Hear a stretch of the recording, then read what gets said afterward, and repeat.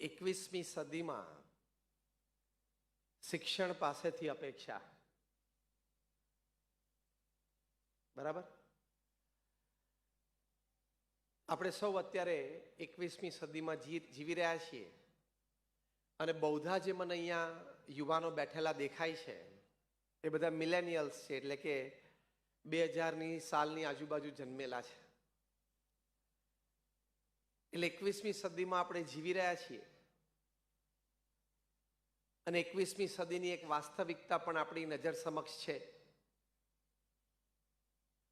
બહુ સ્પષ્ટ રીતે ચિત્ર જોઈએ અને પ્રામાણિકપણે એ ચિત્રને જો સ્વીકારીએ તો આપણે ચોક્કસ બધા એક વાત સાથે સહેમત થઈશું કે ઇતિહાસમાં ક્યારેય અત્યારે સમાજમાં છે એટલો ભણેલો ગણેલો વર્ગ હતો નહીં. હા કે ના? બીજું, ઇતિહાસમાં ક્યારેય અત્યારે જેવી શૈક્ષણિક સંસ્થાઓ છે એવી શૈક્ષણિક સંસ્થાઓ અને એટલા પ્રમાણમાં તે પણ ક્યારેય ઇતિહાસમાં નહોતી. હા કે ના? તો વાસ્તવિકતા એ છે કે અત્યારે શૈક્ષણિક સંસ્થાઓ ખૂબ છે જે ઇતિહાસમાં ક્યારેય નથી. ભણેલો શિક્ષિત વર્ગ એ પણ ખૂબ છે જે પણ ઇતિહાસમાં ક્યારેય નહોતો. પણ સામે એ પણ એક વાસ્તવિકતા અને હકીકત છે કે દિન પ્રતિદિન સંસ્કારનું સ્તર, દિન પ્રતિદિન સદગુણો, પ્રામાણિકતા, નૈતિકતા ઇત્યાદિકનું સ્તર, દિન પ્રતિદિન સત્યમાં નિષ્ઠા, સત્ય પ્રત્યેનો એક લગાવ એ ઘટતો જાય છે. એ ઘટતો આપણને સમાજમાં અનેક ક્રિયા પ્રક્રિયા ઘટનાઓ બને છે એના પરથી સ્પષ્ટ દેખાય છે. ત્યારે આ બહુ મોટો એક વિરોધાભાસ આપણને દેખાય છે કે આટલી સરસ શૈક્ષણિક સંસ્થાઓને આટલું સારું શિક્ષણ સામે સંસ્કાર અને સદગુણોનું કેમ ધોવાણ થતું જાય છે? ત્યારે એ વિસંવાદિતતાને, એ યથાર્થ સમજવી ખૂબ જરૂરી છે. ત્યારે આપણે એમાં કંઈક અનુમાન બાંધી શકીશું. તમે જો દિન પ્રતિદિન હિંસા તો એટલે કે ક્રાઇમ તો વધતું જ ચાલે છે. જે લોકો બોમ્બ્સ અને મિસાઇલ્સ બનાવે છે એ બધા ઇલિટરેટ એટલે કે અભણ નથી, ખૂબ શિક્ષિત છે. ઘણા બધા એમાંથી દુનિયાની શ્રેષ્ઠ યુનિવર્સિટીઝમાંથી ગ્રેજ્યુએટ, પોસ્ટ ગ્રેજ્યુએટ થયેલા છે, વૈજ્ઞાનિકો થયેલા છે. પણ એ લોકો દિવસમાં 15 અને 18 કલાક પોતાની લેબોરેટરીમાં બોમ્બ્સ અને મિસાઇલ્સ બનાવવામાં રત છે કે જે દ્વારા સમગ્ર મનુષ્ય જાતિને પૃથ્વી પરથી સાફ કરી શકાય. ત્યારે આપણને આશ્ચર્ય ઉપજે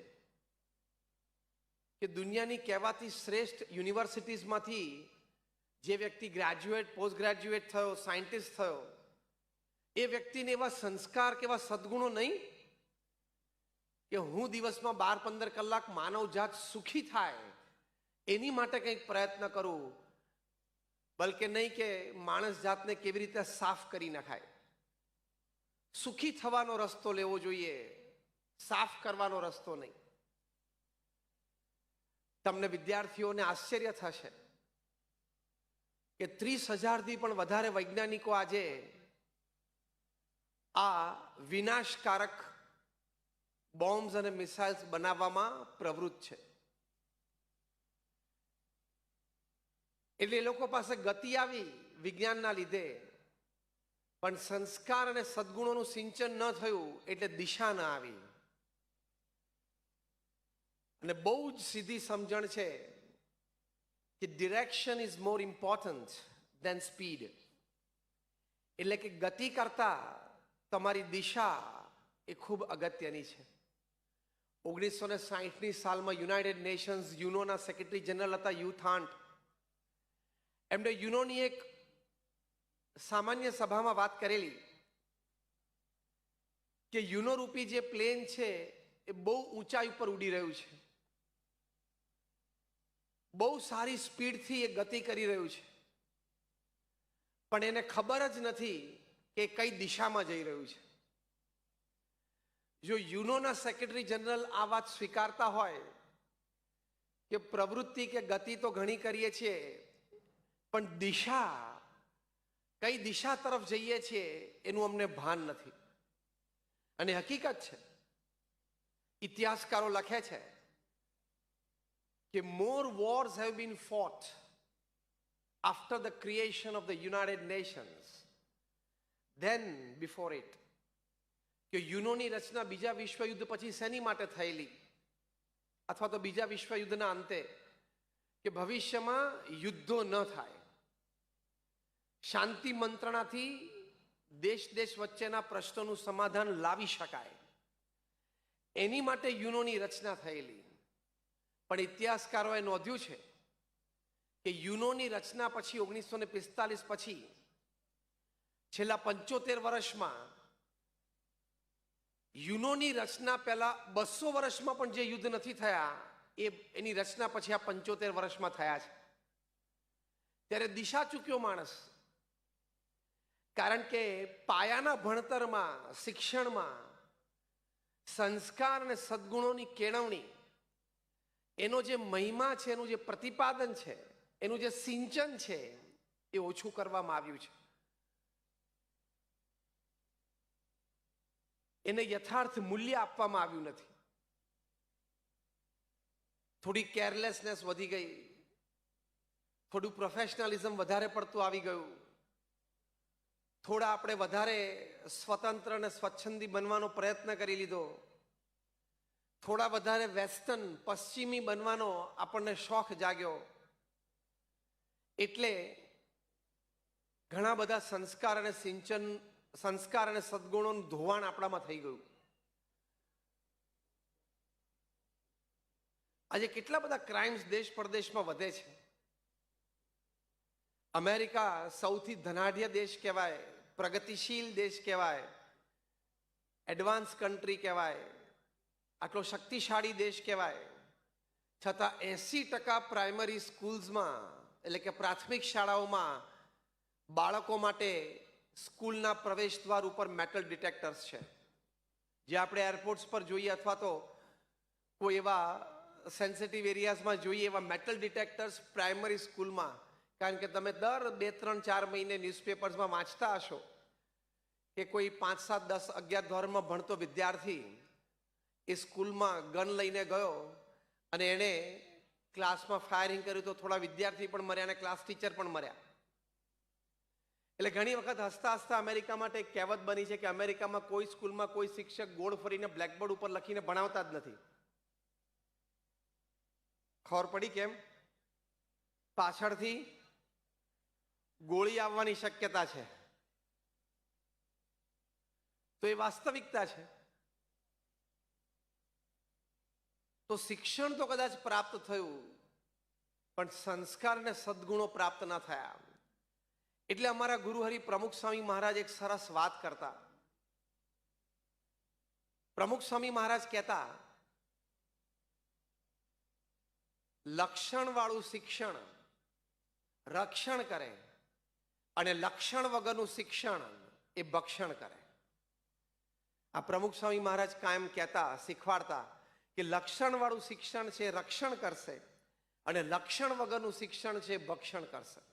બીજી પણ એક વાત પ્રમુખ સ્વામી મહારાજ શિક્ષણ સંબંધી સરસ કરતા, કારણ કે એમને તો સમાજનો બહુ વિશાળ અનુભવ હતો. પ્રમુખ સ્વામી મહારાજ હમણાં જ 3 વર્ષ પહેલા જ 95 વર્ષની જેફ વયે સ્વધામ પધાર્યા. પ્રમુખ સ્વામી મહારાજ એમના જીવનકાળ દરમિયાન 18,000 ગામડાઓમાં જાતે ગયા છે. જે અહીંયા પ્રચારકો બેઠા હશે એમને આ વાતની ગરિમાનો ખ્યાલ આવશે કે 18,000 ગામડાઓમાં જવું એટલે શું. પ્રમુખ સ્વામી મહારાજની ઉંમર જ્યારે 60, 65, 70, 75 ને 80 વર્ષ સુધીની હતી ત્યારે અમે આજ આંખે પ્રમુખ સ્વામી મહારાજને રાત્રે 11 વાગે, 12 વાગે આદિવાસીઓના ઝૂંપડામાં ફરતા જોયા છે, એમને નિર્વ્યસની કરતા જોયા છે અને સંસ્કૃત કરતા જોયા છે. તમારા બાળકોને અભ્યાસ માટે એ સ્કૂલમાં મોકલો, શાળામાં મોકલો, એ પ્રેરિત કરતા જોયા છે. પ્રચંડ પુરુષાર્થ એમણે કર્યો છે. દુનિયાના 60 દેશોમાં 18,000 ગામડામાં એમણે વિચરણ કર્યું. લોકો એમને વ્યક્તિગત પારિવારિક પ્રશ્નો માટે પત્ર લખતા એવા 7.5 લાખ પત્રો એમણે વાંચ્યા છે અને એનો ઉત્તર આપ્યો છે. એટ એન અનબિલીવેબલ એવરેજ રોજના 70 પત્રો પ્રમુખ સ્વામી મહારાજ વાંચતા અને એનો ઉત્તર જાતે લખતા. 70. હવે જે પ્રચાર પ્રસાર અથવા તો પ્રચારક તરીકે તમે સેવા કરતા હો, એને આ આંકડો એ થોડો ખ્યાલ આવશે કે 45 વર્ષ સુધી પ્રમુખ સ્વામી મહારાજે રોજના 70 પત્રો વાંચ્યાનો ઉત્તર આપ્યો. એમને જીવનમાં રવિવાર જોયો જ નથી. પ્રચંડ પુરુષાર્થ સમાજના ઉત્કર્ષ માટે. ઘરે ઘરે પ્રમુખ સ્વામી મહારાજ જતા એવા 3.5 લાખ ઘર, ઓફિસ, ફેક્ટરી કે દુકાનોમાં પ્રમુખ સ્વામી મહારાજે જાતે પધરામણી કરી છે. 20 લાખ લોકોને વ્યક્તિગત મુલાકાત આપી એમના પ્રશ્નો સાંભળીને સમાધાન આપ્યું. એટલે જનસંપર્કનો વ્યાપક અનુભવ, જન સમુદાયની વચ્ચે રહેવાનો એમના જીવનમાં વ્યાપક અનુભવ, વ્યક્તિગત જીવનથી માંડીને પારિવારિક જીવન, વ્યવસાયિક જીવન, સામાજિક જીવન, જાહેર જીવન, એના પ્રશ્નો, એના નિરાકરણો, એનો અનુભવ. કારણ કે 95માંથી 80 વર્ષ પોતે જાહેર જીવન જીવ્યા. આજે ભાગ્યે જ પૃથ્વી ઉપર કોઈ એવી વ્યક્તિ હશે જે 8 દાયકાનું જાહેર જીવન જીવી હોય. 80 years of public life. અને એમણે આ અમારી આ BAPS સંસ્થા વિશ્વવ્યાપી બનાવી. હું જે સંસ્થામાંથી આવું છું એ BAPS સ્વામિનારાયણ સંસ્થા દુનિયાની પ્રથમ 10માંની એક સંસ્થા છે. અમારી સંસ્થાને યુનોમાં, યુનાઇટેડ નેશન્સમાં એક પરમેનન્ટ સીટ છે એઝ એન NGO. તમે બધાએ અક્ષરધામ જોયું હશે, ગાંધીનગર અથવા દિલ્હી. હાથ ઊંચા કરો જેમણે જોયું હોય. બધાએ જ જોયું છે. આવા નાના મોટા 1200 કેમ્પસ પ્રમુખ સ્વામી મહારાજે એકલા હાથે ઊભા કર્યા.